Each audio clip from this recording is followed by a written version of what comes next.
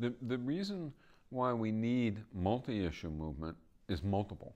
One reason that we need it is because you can't win a single issue movement about that one issue unless you have much wider support, because it's just not enough power.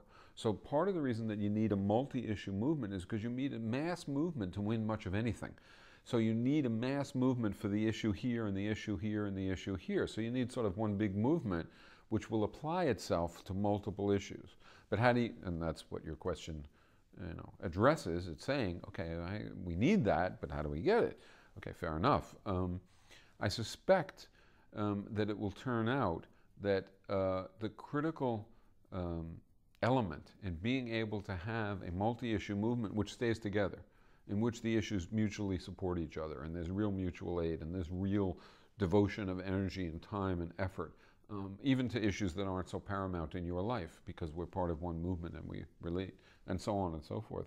I would imagine, or I suspect, that the key ingredient of that, not the only ingredient, but a key ingredient of that, is a generalized agreement throughout this movement on a broad level of what the new society needs to be, of what the values are and what the key institutional structures are. So to have a big movement which is anti-capitalist and which fights around healthcare and which fights around income distribution and which fights around war and peace and which fights around gender relations and which fights around race relations and immigration and on and on and on.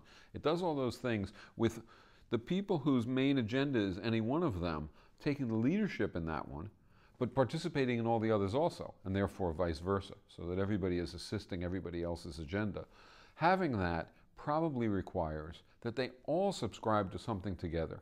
And what they would all subscribe to together is an overarching vision, an overarching desire for a new society with some coherence that's clear enough to guide their, to provide a pole, to provide a goal for these actions, to instruct what it means to form the seeds of the future in the present, because we know something about the future, because we know what we're seeking.